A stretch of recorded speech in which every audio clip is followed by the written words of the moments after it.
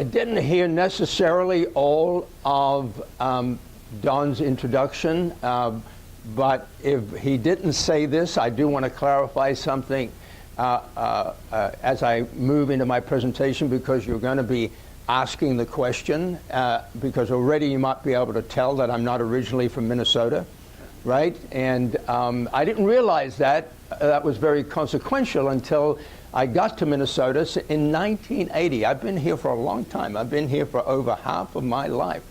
My wife was in a gas station. And back in 1980, you may not remember this, but they were still pumping gas back then, right? It wasn't all automatic. So my wife's in the gas station, the woman's pumping gas, she's listening to my wife speak, and the woman said, well, obviously you're not from these parts. And my wife said, no, we're not. The woman said, well, where are you from? My wife says, Australia. Well, then there's this long pause, and the woman said, that's fantastic. She said, but where did you learn to speak English so well? So many thanks to Crocodile Dundee for letting us, Australia is not Austria, right? It's in a different part of the world. How many of you have been to Australia now, New Zealand?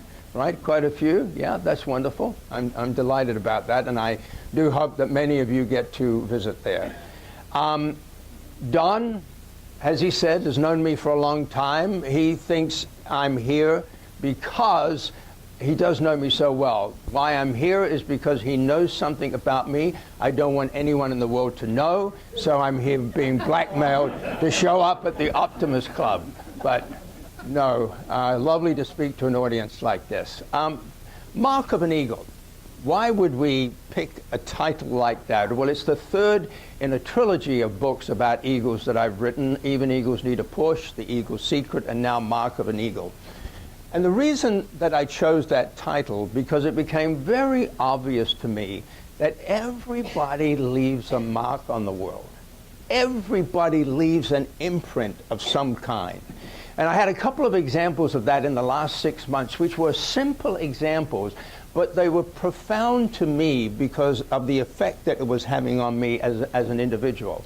And one of those examples was going back to Nordstrom's to take back a pair of pants that I'd bought that foolishly I hadn't tried on before I left the store because I thought I was a perfect fit. One of my issues is thinking I'm a perfect fit, right? But they were not the right size, so I took it back to the store. Well, there was a guy there, his name was Jeff.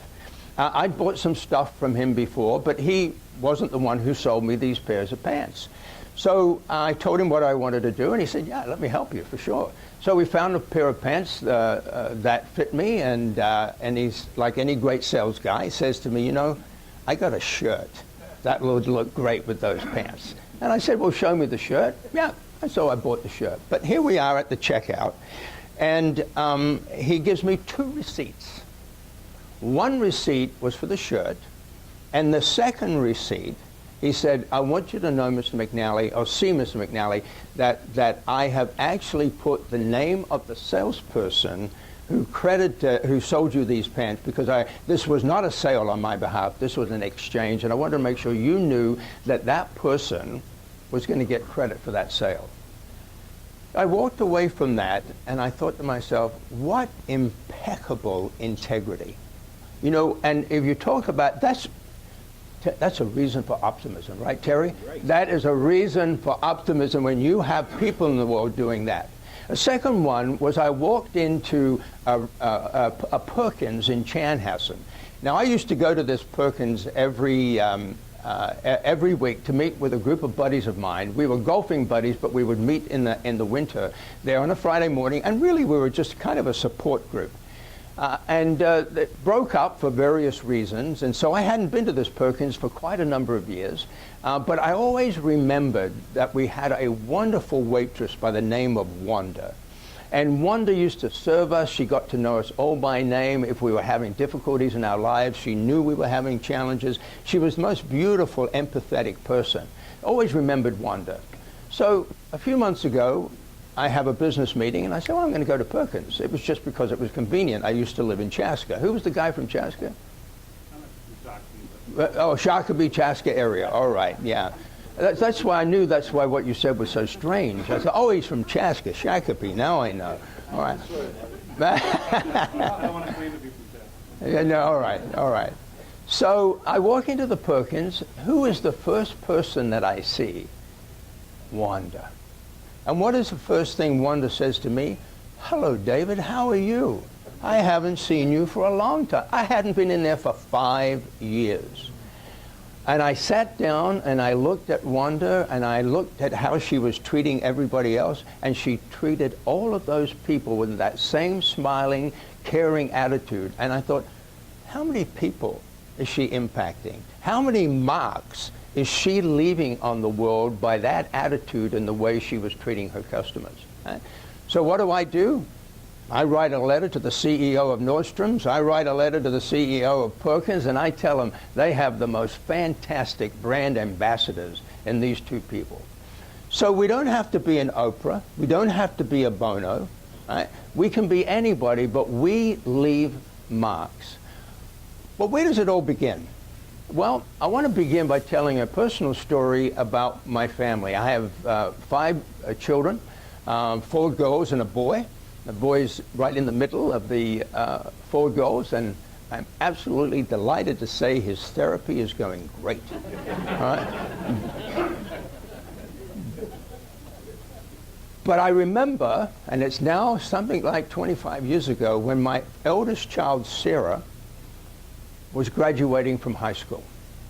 And I can remember being in that graduation ceremony and a question coming into my mind, and that question was, how will I know I've been a successful parent? I knew I hadn't been a perfect parent because they told me that many times, right? But in my mind, if this young woman who was leaving the nest to go off to college, if there was to be one quality that she had that I would think, I've set her up, I've given her, as best as I could, a strong foundation, what would I want that quality to be? Well, let's have a quick little interaction. What would be the quality that you would choose? There's no right or wrong answer. Honesty. Beautiful. Compassion. Integrity. Charity. Caring. Okay, got a little hearing going on here. Yeah. Loving. To be happy. Right? Wonderful. I mean, who could argue with any of those? But I want you to think of the one that I came up with, not because it's the right one, but I would suggest to you that it's the one I chose for her because even, and I'm now 70 years of age, it's the one that still impacts me today. And the word is confidence. Confidence. But I want to define, do you think optimists are confident? Yeah. That's why they're optimistic, right? You know, confidence. But I want to define confidence. The confidence to take the risks that we need to take if we are to live the lives we imagine for ourselves. If you've got a great imagination and you want to accomplish wonderful things, you're going to have to take some risks. The other part of it, however, have you noticed that life doesn't always work out the way you thought? You notice that there's some detours in life, some major challenges? Of course there are. But it's the confidence that no matter what challenges life presents, you know you can handle it. Now that's a lot of confidence. So the question is, where do you get that level of confidence? Well, I'm going to take a risk with all these optimists in the room. And I'm going to say to you, you can listen to all the speakers, you can go to all the seminars, right? You can read all the books. But when it comes down to having that level of confidence, it simply comes down to this. They have a sense of purpose. They believe that their lives matter. That even though there's 7 billion people on the planet, they believe that they bring something to the world that nobody else does. More specifically, they have answers to 3 of life's questions, most important questions. The first question is, why am I here? Not why am I in this room, but why am I on the planet? It's a deep philosophical question. But primarily they believe they're here for a reason. The second question is a little bit more tangible. What do I have to contribute that will make a difference? In other words, what are the gifts and talents and skills, the wisdom that I've gained over the years? Putting all of that together, how can I contribute to doing something that makes a difference? We all look to be happy. I don't have the complete answer to it, but I can tell you that when you are contributing your gifts and talents to something that makes a difference, you're one happy camper. Right? Third question is this one. What do I value and believe in? What do I value and believe in? Success in life requires commitment, but we do not commit ourselves to that which we do not believe in. Now, why is this important? Well, Scott and I have known each other for quite a long time, and we were talking a little earlier before lunch began, and we were talking about the difference between motivation and inspiration. Right? And when you have a sense of purpose, you go way beyond motivation. Right? Way beyond motivation. In motivation, I think about my own children. It's possible to be motivated to do nothing. Right? They were often like that.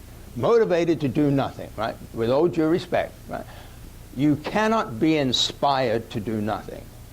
Inspiration means moving forward with purpose, with enthusiasm. Purpose meaning clarity of intention, enthusiasm from the Greek entheos, a spirit within. You take clarity of intention, you propel it by a spirit within, you have the most potent combination known to humankind. It's very powerful. And I think of the people that to the end of their days model this sort of inspiration. My role model today, as I'm getting older, of course, is Tony Bennett. I made an album in '88 with Lady Gaga. I said, an album with Lady Gaga? Whoa! I mean, I hope that's in my future somewhere, all right? All right, that would be fantastic. So I need to have that out there thinking about it. But one of my favorites is, of course, the great George Burns, who at 99 was being interviewed by a reporter, and he's sitting there, and the reporter's talking to him, and he said, Mr. Burns, he said, look, he said, we're having this interview, but you're drinking scotch, and you're smoking a cigar. He said, what did your doctor say? He said, I don't know, he's dead. So this is the sort of thing that I think about, you know, when we're talking about making a mark on the world. And these are people that have left these phenomenal legacies that each of us has that opportunity to do. So, well, that was good, David. There we go. Okay, so where are we here? All right. One of the greatest regrets people tell us when they get older is the fact that they spent in their lives so little time reflecting, that they didn't think about their lives and what they wanted their lives to look like and feel like and be like. They were controlled by others. They did what others wanted them to do. So today, in our short time together, I want to give you a few questions that I hopefully will help you to reflect. One of these questions is, if you want to be inspired, what do you find inspiring? And secondly, what is important work that needs to be done, that you feel needs to be done in the world? Because that takes you to having this sense of purpose. I didn't always have a sense of purpose. As I mentioned, I came here in 1980. I was part of an international, tiny, small consulting company, and things didn't work out for me. It was a very different situation that I found myself in. And what happened shortly after, I was only with the company 6 months, but I brought 4 children and my wife was expecting, I said, well, I don't want to go back to Australia. I want to stay here and see if I can make the most of it. I was an optimist. But even though I was an optimist and optimistic about my life, I fell into a mild depression. I really, really did. And I was in this mild depression for about 6 months. What got me out of the depression was that I had been on a business trip to Toronto, Canada. And I was on my way back from this business trip. I stopped in the bookshop in the airport in Toronto, and I bought a book. I didn't look at the book. I just popped it in my bag. I said, oh, that looks interesting. And I actually forgot about it. But one morning, I got up, and I felt like I had nothing better to do. That was the kind of drift my life was in. And I happened to look on the dresser in the kitchen, and I noticed on the dresser a brown paper bag. I looked in the bag, and oh, there was the book I bought. And I said, oh, Yeah, I'll read that. I'll just read the book. So I made the pot of tea, went down to my lower level, and I read the book. I came out of my basement 2 hours later. I am on fire. I am inspired beyond anything I'd ever been inspired for, and because I had read the simplest story. Don referred to it, the story of Terry Fox, this remarkable Canadian boy. If you've never seen Terry, there he is, who on one leg, and one good leg and one prosthetic, ran 3,339 miles across Canada, a marathon a day for 5 months. How many of you have run a marathon in the room? Anybody? You've run a marathon? Can you conceive of going out the next day and doing it again? It's virtually impossible, isn't it, to conceive of it? He did that every day, set out to raise $1 million for cancer research. His friends, his family, the Cancer Society said, Terry, nobody knows you. I mean, you're a kid from Port Coquitlam in British Columbia, this small little town. Don't set impossible goals. At the end of the run, he'd raised $24 million. He passed away a year later from the cancer, which was very sad. But today, the Terry Fox Foundation in Toronto has raised over $700 million for cancer research. What a mark. What a mark he left. But that young man left a very important mark on my life, because he made me understand, David, that's what's missing. That's what's missing. You've had goals in your life, but what's missing is purpose, the why. The why you get up in the morning beyond the goals. I'd been successful. I was driving a Rolls Royce when I was 26 years of age. At 28, I was flat broke and heavily in debt. I can't remember setting that goal, but I got there. I mean, there's no doubt about it. And going broke keeps you humble, let me tell you. Right? But the point was, I'd had it, I'd lost it, and I had it again. I realized that that's what it wasn't. There was something bigger. There was purpose, and I had to find it out. Well, that's a difficult thing, because I'm a business person. I've been an entrepreneur since I was 17 years of age. So did that mean I had to give everything up and go run across Minnesota or start a charity? And I said, no, if I was going to be true to myself, that's not what I wanted to do. Well, what did I want to do? Well, I wanted to find purpose in business. What is the purpose of a business? Well, that's a very interesting question, because it took my life in a completely different direction. If you were in the lobby of this hotel and you had a clipboard, and in that clipboard, on that clipboard, you had one question you were asking people as they came from the door, through the door, a survey. What's the purpose of a business? What do you think most of them would say? What would be their answer? I mean, might be, all right, what's the purpose of a business? I mean, pretty straightforward question. Money. Make money, right? Make profit, make money, absolutely. Here's how I know the purpose of a business is not to make money. In my book, I talk about language, right? Take charge of your language. Language is the software of the mind, right? It's very important, the words we use.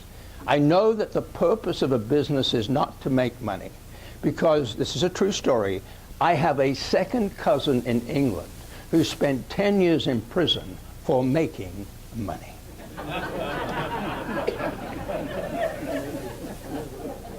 The Wall Street Journal does not report on a company's makings. It reports on a company's earnings. Now when you shift the word, you shift the perspective, and you realize that money is a reward. Profits are a reward. Now, we've got to run the business well, but the reason it's a reward, because we are providing a service to that ephemeral person called the customers, is to create and keep customers, because without customers, there is no business. Now, why is that important to all of us? Because businesses who provide that level of service, the Nordstroms of the world, our company works with Delta Airlines, and yes, there are a lot of horror stories about airlines, but I can tell you right now, if you look at the data, you find that the data doesn't support the individual little horror stories. They provide an exceptional level of service. They leave a powerful mark on the world with the customer and with the employees. But there is an important principle that each of them, and for us personally, needs to follow. And that principle is called the principle of contribution. Our success in life is in proportion to the contribution that you make. Think about it. Think about the principle. Think about the people who are important in your life. The really ones that are very important to you, and you realize they are the people who contribute to your life. The principle runs through it all. So when you look at that and you say to yourself, okay, what does that mean? It means that once you understand that principle and you spend your life contributing, you'll be amazed, ironically, then at what you can accomplish, which is the next part of leaving your mark. Right? Some people say to the stove, give me heat and then I'll put in wood. Others realize you've got to put the wood in before you can get the heat. But when you're willing to do that, it's amazing what you can accomplish. So the next piece I want to talk to you about, after this beautiful quote, Patanjali said, when you are inspired by some great purpose, your mind transcends limitations, faculties and talents come alive. You discover that you are a greater person by far than you ever dreamed yourself to be. Who's heard of a bucket list? Right? I'm not a big fan of bucket lists because it's too final for me. Right? Let me put it to you in another way. How many of you have ever said to yourselves, one day I'm gonna? One day I'm gonna. Right? Love that out. Right? You're still saying, one day I'm gonna, right? Absolutely love that. That is absolutely beautiful. Well, what would you, who would tell us one of the things that's on their one day I'm gonna list? Who would share one? One day I'm going to fly an airplane. One day I'm going to fly an airplane. Love it. Okay. One day I'm going to jump out of an airplane and I'm going to do that next month. Wow. Okay. Well, you've already got it. You've got it planned, right? Anyone else? One day I'm going to.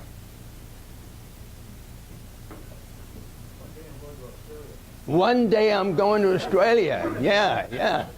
Well, that's an interesting thing. People come up to me and they say, you're from Australia?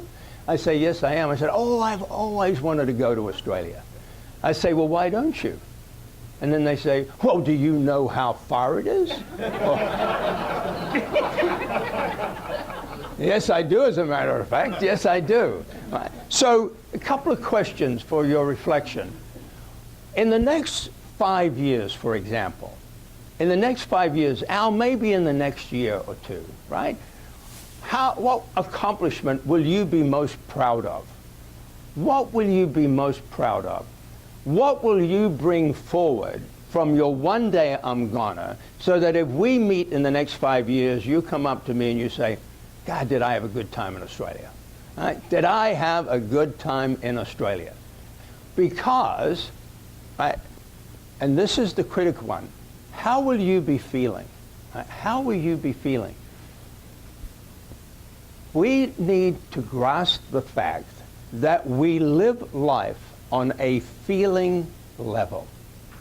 We live life on a feeling level. In other words, if you're not feeling good 4 days out of the 7 days of a week, you need to check that out. Right? And I'm serious about that. You need to check that out. Now, life is full of difficulties. I'll show you some of those of mine in just a moment. But we need to check it out because what is it that helps us produce those good feelings? Number one, it's a sense of purpose. And number two, it's because we are in the process of creating what we want for our lives. It's in our DNA as human beings to create. No, I'm not talking about being creative, but to create. We are happiest when we are creating. We are most fulfilled when we are looking to the future and there is a promise out there that we want to fulfill, that there's a goal that we want to reach. We are happiest when we've got things to look forward to. So when we have that going for us, that means that we're going to be feeling good more than we're not feeling good. So I wanted to leave that thought. How will you be feeling? The creative force within us expires only when we expire. how did I come to write this book, Mark of an Eagle, that has just come out? Well, it came out because my wife, Cheryl, if I may introduce Cheryl at the back of the room. Hi, this is Cheryl. All right, and my colleague, Sarah Patno, who's the other person at the back of the room, said to me 2.5 years ago, David, I think that you have another book in you. Now, I hadn't thought about writing another book, but I thought, yes. But what would be the inspiration for that book? And I said, you know, I have 5 grandchildren. I know what's going to be the inspiration. I want them to know something about their grandfather. I want them to know what he felt, what he believed, what he valued, what he thought were important, what was important in terms of success.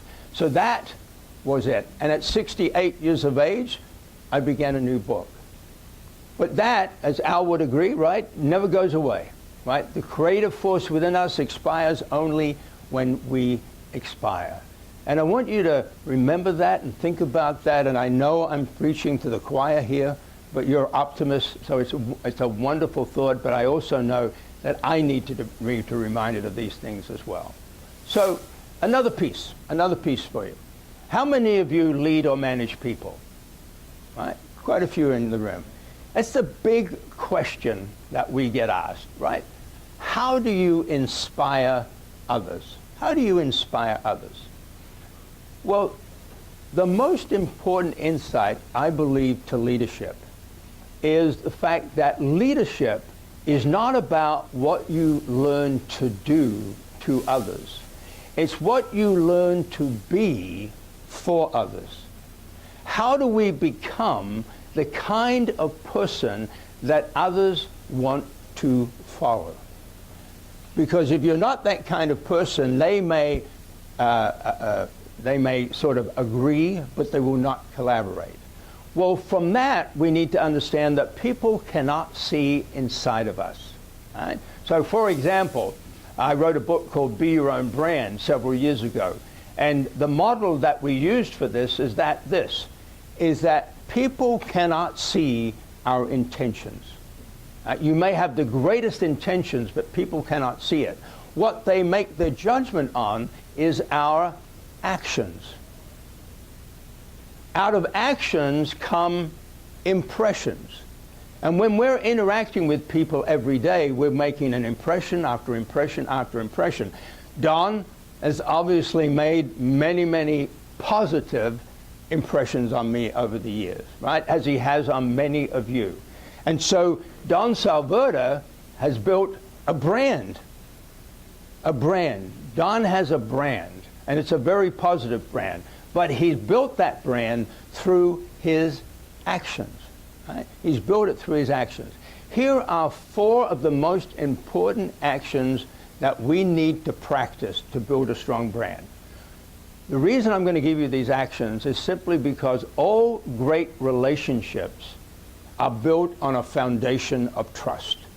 Would you agree? They're built on a foundation of trust. Well, there are 4 key elements to building trust. The first one is this: being straightforward. Did I speak my truth? Now, sometimes we have to deliver news that is not too pleasant to others. And sometimes we avoid doing that. But that leaves that person in that never world of, hey, that's what they said, but I don't think that's really what they felt. So am I as straightforward as I need to be? Second thing, open. Did I speak up? Nothing worse than dealing with people than when you feel that they've got a couple of cards up their sleeve. So am I open? Am I transparent? I think we have some challenges in our world right now with a little bit of that lack of transparency, right, and straightforwardness. Acceptance. Do I accept people for who they are as a leader? Or do I equate them with the job itself? Am I able to see them as a human being and just focus on the job that they did or didn't do correctly so that they still have their dignity intact, right, but they know what they need to do to improve? The final one is this: reliability. Did I do what I promised? Did I do what I promised? You can let me down once, you can let me down twice. I can still like you, but I may not necessarily trust you. So that's another way that we leave a powerful mark. The thought that I want to leave you with, however, is the one that I think really tests whether or not we are optimists. It is the one that really, when people respond in this way, they make such an impression on us. And that is the response to adversity. How do people respond when bad things happen to good people? How do they respond? And I want to just tell you a little story of my own. It was November of 2010, and I was having a haircut. That night I was leaving to go, to London with Cheryl, and we were to visit a friend of mine who'd been diagnosed with esophagus cancer. And the prognosis wasn't very good, and I wanted to make sure I saw this guy who was a cherished friend before he died. So I'm in the having the haircut, and my barber said to me, David, he said, what's this lump on the back of your neck? And I said, what lump? He said, you've got a big lump here. So he took my hand back, and sure enough, there's this lump. And I went, whoa, what is that? I've never noticed that before. So I got home that evening, and I said to Cheryl, Cheryl, have you ever seen this before? And she looked at it, and she said, oh my, how did we miss that? Well, we're heading out on a flight, and I said, well, I'm not going to go have it checked out now. I want to get to see Peter. So we flew to London, had a marvelous week in London. I came back. I went to my doctor internist on the Monday, and he looked at it. He said, David, I don't like the look of that. So he said, I need you to get to an ENT surgeon. So by Wednesday, I was at an ENT surgeon, ear, nose, and throat, and they did a biopsy. By Friday, I learned that I had squamous cell carcinoma. And the surgeon said, Mr. McNally, I advise you to get that tumor out of there as quickly as possible. But if you want to get a second opinion, please do so. I got 2 extra opinions. So the story is, in the January of 2011, I am at the Mayo in Rochester having this tremendous tumor taken out of my neck, which had compromised a lot of the lymph nodes. So they did what they called a radical neck dissection. Took a big muscle out of here, so I have limited motion in this arm right now. It hasn't affected my golf swing. However, it's still as bad as it ever was, but I'm still playing golf. My point is this, is that here I was faced with this adversity, and I'm sure some of you have experienced it. I'm not saying I'm the only one in the room. And then being told that if I wanted an insurance policy with the potential of being cured, I should go through chemo and radiation, even though they hadn't seen any more cancer in my body. So that's what I did. 7 weeks of radiation, 5 days a week, and 3 chemos. I went from being 195 pound to 145 pound. I could not eat. I had a feeding tube in me. I could hardly walk. I was absolutely a mess. And I assure you that it was hard, Terry, to be optimistic. Right?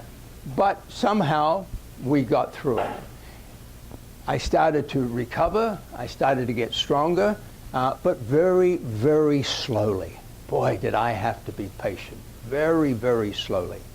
Well, what happened was that 6 months later, I went to an art show, the St. Paul Art Crawl, quite frankly, the St. Paul Art Crawl. Now, let me back step a little bit here. Have any of you seen or know what happens when you have radiation for ear, nose, and throat cancer? Does anyone know? What they do, if you don't, is that they have to create a mask to put over your head, which is then bolted to this frame so that your head doesn't move. Right? Because if one slight error in the radiation could mean you have no vocal cords. So they have to be very, very precise. So what they do is they have this big plastic mesh sheet, and they soak it in warm water. You lay back, and they just mold it around, and then, as I said, put these 2 frames on, and then when you go in, it's bolted to the floor. So, oh, sorry, keep going here. Okay, 2 questions I forgot. So that's what we're talking about right now. Right? What did you learn from this difficult experience? Right? Here's the mask. That's a pretty ominous looking thing, isn't it? You wouldn't want to do that, would you? Battle. Yeah, every day, 5 days a week, you're underneath that mask. If you got claustrophobia, that's a big issue. Right? You know, they used to have in the place I had the radiation, they had classic elevator music. Right? So I used to lay there, and I knew it was exactly 7 songs from beginning to end. Right? So that was the mask. So now back to the St. Paul Art Crawl. Well, my daughter Jessie is an artist, and a very good artist. And when I was having the radiation, she took me one day to have my radiation. So as we're driving home, she said, "Dad, that mask." "Yeah." I said, "What?" She said, "What do they do with it when it's finished?" I said, "I don't know. Why? Why would you ask?" She said, "Dad, I love that mask." I said, "You want that mask?" Well, if you have children or people you know who are artistic, you know that they think differently, right? They think differently. And I said, "Well, I'll check it out with you, for you." And sure enough, she got the mask afterwards. And I gave her the mask, and I said, "Jessie," I said, "this does not represent to me some very, very pleasant memories." I said, "So have it, please, but I never want to see it again." She said, "Dad, I understand." We walk into the St. Paul Art Crawl, and Jessie's got a room, right? And Cheryl and I are together, and we walk into her room like this, and I look, and it's it's Dave, right at the back? Dave, Reverend Dave, right, Reverend Dave at the back. And I can see something on the wall there, and I can't make out exactly what it is, but my visceral response is that mask. And I had to summon all of my courage to walk towards it.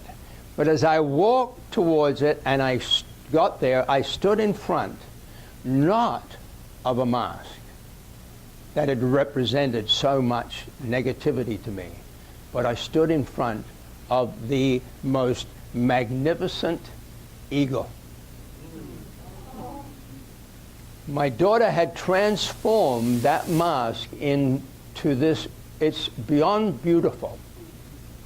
And she said this, she said, "I believe that we all have totems that guide us through our lives. For my father, it is the eagle. It is a symbol of his spirit, vision, and strength. I've made this work from my father's radiation mask. This mask represents his enormous spirit, his vision of a healthy and cancer-free life, in his unfaltering strength."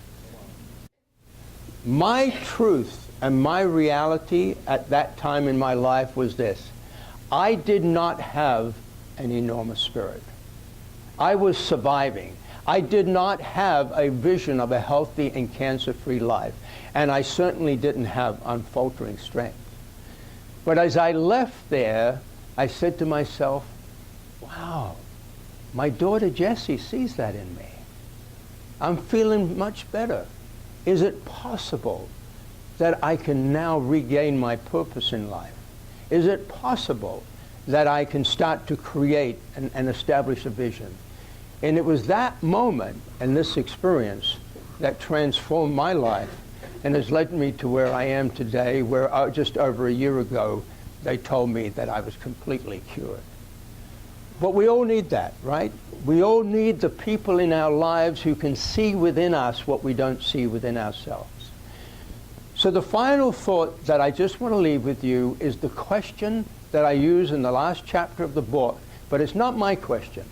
It's a question that comes from the beautiful poem by Mary Oliver, the wonderful poet Mary Oliver, where in her, I believe the poem is called The Summer Story, and she says this: "Tell me, what is it you plan to do with your one wild and precious life?" And every morning, that is the question that I have to ask myself. I ask you to ask yourself that question. What is it every day we will do with that one wild and precious life? Let me leave you with that. Let me thank you for this opportunity, and I appreciate Don inviting me. A pleasure.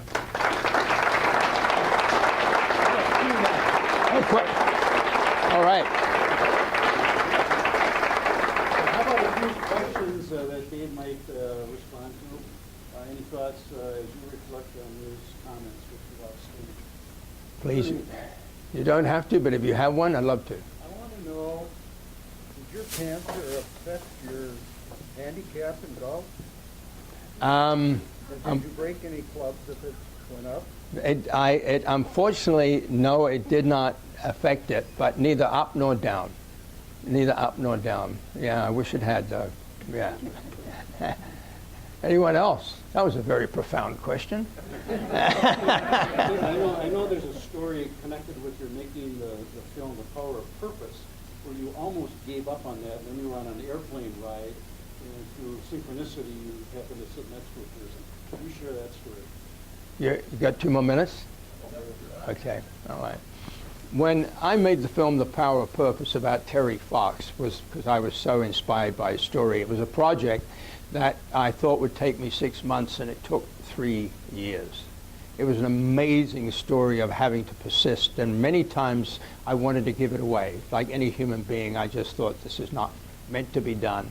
But finally, in the 2.5-year mark, I'd got all the things together. I'd got the family's permission. I'd raised the money. And I only now had to get a sign-off from the Canadian Cancer Society, who'd made a documentary, and I needed that footage for my film.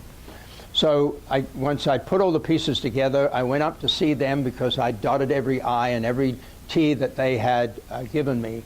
And when I got into the meeting with the directors, what happened was that they said, well, we're not quite finished, and they just put a whole lot of new obstacles in my way. So I left them, got in the cab, and I said, David, that's it. I just don't have any more to give this. I mean, if this is going to take me a hell of a long time again, and I gave up. I literally gave up. Got to the airport in Toronto. In those days, you had to change planes in Detroit to get back to Minneapolis. I hit Detroit. I'm angry. I'm upset. I'm bitter. And I'm sitting at the gate, and there's very few people at the gate. And I think to myself, and of course, this is all pre-9/11, right? This plane, they're going to cancel this flight if this is all the people on the flight. But they didn't. The gate agent gets up there, makes an announcement. Ladies and gentlemen, you can see there's very few people on this flight. We're just going to invite you to board. We're not going to allocate any seating. So take whatever seat you want. So when you can take any seat you want on a flight, what seat are you going to take? You're going to go to first class, right? Yeah, I understand that. You know, you get on the flight, give me one of those Baileys on the rocks as quickly as possible, right? Yeah, even if it isn't 8 o'clock in the morning, right? But anyhow, I didn't. I went to the very back seat in the plane because I just didn't want to be with anyone. I just didn't. It was just one of these things that, you know, was so uptight. So the plane door is just about to shut when a young woman walks on the plane. And I watch her. And she walks all the way down the aisle, and she takes the aisle seat right next to me. I cannot believe it. There is this empty plane, and this woman is sitting next to me. So we'll make sure she doesn't speak to me. I pick up the airline magazine. I've got it 6 inches from my face. Please do not speak to me. Well, plane takes off, 25,000 feet. We're climbing. She pops the first question. Going to Minneapolis? This is a direct, non-stop to Minneapolis. Where the heck would I be going? I didn't even look at her. I said, yes. 30,000 feet. We're still climbing. Do you live in Minneapolis? Second answer, yes. 35,000 feet. We're at cruising altitude. Wherever people were in the room, or on the plane, I should say, the flight attendants had served them all, and I'm really getting an idea now that this young woman is more committed to having this conversation than I'm not committed to it, because she's on her 35th question. Everyone I've said yes, no, yes, no, yes, no, to the point where I think to myself, wow, all right, you know, maybe if I ask her a few questions, I could get rid of her. That was my frame of mind. So I thought, okay, I'll ask you a question. I said, do you like flying? She said, yes. She said, but it's a little awkward for me. I said, what do you mean it's a little awkward for you? She said, oh, it's this right leg of mine. That's why I sit right where I'm sitting in the plane. I said, what's wrong with your leg? She said, oh, it's an artificial leg. I said, well, what happened to you? She said, when I was 3, she said, I had cancer. They had to amputate my leg. What are the chances? I looked up. I said, I've got your message, but I need a contract. But this bag of puffed up pride and ego collapsed on that chair. I said, let me tell you about my day. She was 17 on her way to college in Minnesota. And here's what she said to me. She said, Mr. McNally, I don't know why we're sitting together. I said, I do. You walked all the way down the aisle. Right? She said, but when I read stories about people like Terry Fox, and when I see a film about people like him, it opens up the possibilities for my life like you would not believe. She said, please don't give up. 6 months later, the film was made, The Power of Purpose. It became the dominant film that the Terry Fox Foundation used for their fundraising activities. Don was one of the first people to see the film. We showed it to a few audiences, didn't we, Don? Right? Ramsey Medical Center. Yeah, and it was a fan. So that's the phenomenon of synchronicity that follows commitment. When you're committed to something, really committed to it, but something keeps pushing you back and pushing you back, good things will happen if you keep and stay committed. So, Thank you very much. pleasure. Thank you, everybody. Thank you very much. You bet.